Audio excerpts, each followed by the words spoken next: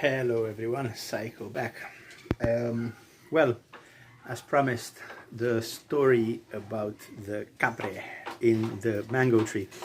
I am shooting this video the next day from the other video that I told you about the possible aswang, and I will now, since it's daytime, I will show you guys around, and you will have a much better idea about kind of the situation, and you will see how crazy it was.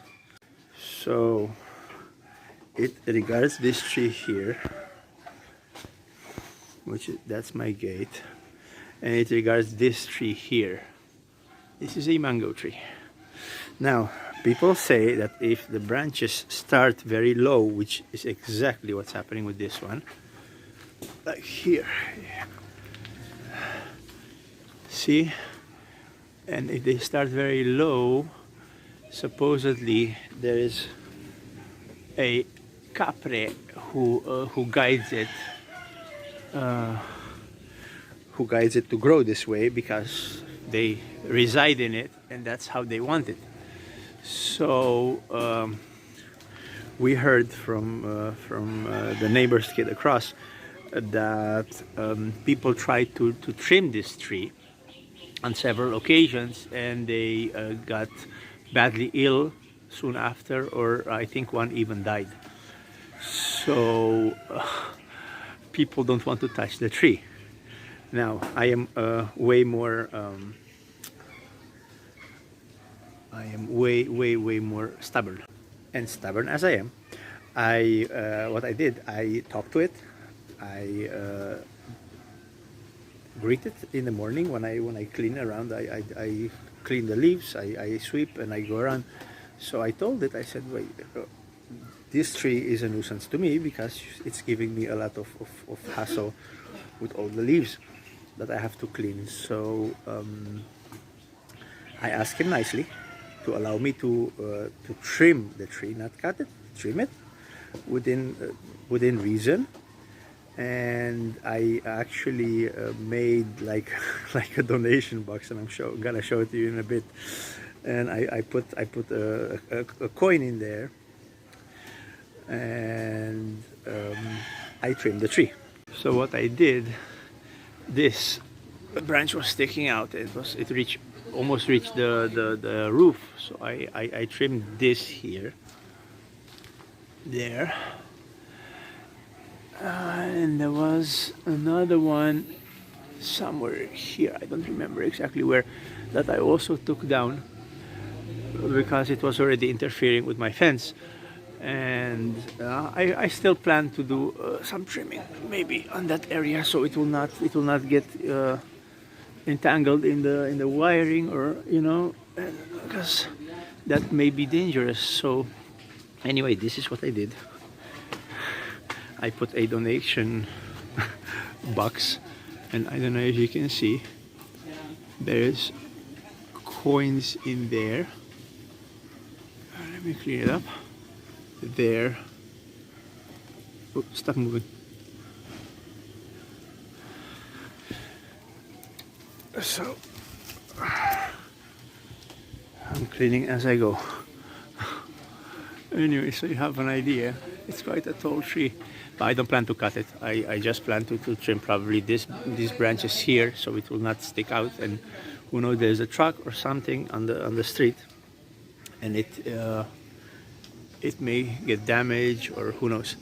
So just to avoid that, I'm planning to trim even here on this side. So because it's hanging too low already, and there will be no damage. Now let me show you guys again. So this is my place, like I showed you, and that is the yard. Actually, last night I went that way. Today I'm gonna go this way. You see the perimeter. Whoop. And yeah, I know it's a bit bushy. I maintain it as much as I can in between work and everything else, but as you can see, it's not that terrible. So we have a fire pit there where when it's not raining, because it's rainy season now, and we cook rice there, we cook food there, and it's great. That's why I have a lot of wood stored and all kinds of stuff. So anyway, as I told you, that's usually where I dig a hole, a trench, and I throw all kinds of biodegradables there. I cover it up, and then I dig another hole, and so on and so on. This is a coconut, by the way, if there's no spiders. Ew. So let me put it here, so it will become a coconut tree. There you go. Oops. So that's how it becomes a coconut tree. That's how you plant a new tree from the old coconuts. Now, this is what I was telling you guys about. Anyway, the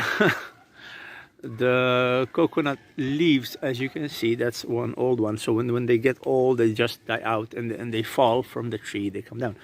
So anyway, this was last night, this was on top there. I just threw some biodegradables that way, so that's why I actually hit the leaf and it fell, so that's why it's down the fence now. But if you can see, that's my fence up here. So anyway, I like I said last night, I threw the biodegradables over, and okay, you see these vines here, something came over from that. It did not fall from the tree. Then I would have said, maybe, you know, I threw the biodegradables over, they were in a bag, so maybe, you know, something fell. But this, whatever it was, that piece of paper or whatever it was, it came from straight across. So you cannot tell me that I throw something and something comes this way. It came from straight across. It came over my. It was more of a fraud because it was, like I said, that was, I think, a crumpled piece of paper or a tissue, something looked like a tissue, and it came over and it hit these excuse me, these vines here, and it just fell down somewhere there. I know it's a mess. This is not my doing. This was like that before I moved in, so it was already very messy. But it is not my property, and here in this country you don't touch somebody else's property, even if it's right next to yours. Even if you have good intentions, you don't touch anything because it's not yours, so you don't know how they take it. So I decided to just leave it as is. I just throw the biodegradables, like I said, fish and things that I cannot bury here, so they go over and they just, you know, biodegrade. But there you go. That's a story from yesterday. That's the mango tree all the way up there. So that's where the Kapre lives, and this is where I live. So once again, I hope you enjoyed it. Now you got a chance to see the place during the day, and it was kind of funny. Anyway, regarding the Kapre, the tree, I trimmed it and nothing happened to me. I thanked it, and well, I guess he appreciated the coin. They seem to, Kapre and Duende and all kinds of creatures, they like this, the shinies. So I guess it appreciated the coin, and it was happy with me and what I did, because I'm still okay. This actually happened after my accident with the you know, the pierced liver and the whole thing. So it couldn't have been that. So I'm still okay, and that's it. So as always, thanks for watching, thanks for your patience, and I'll see you on the next one.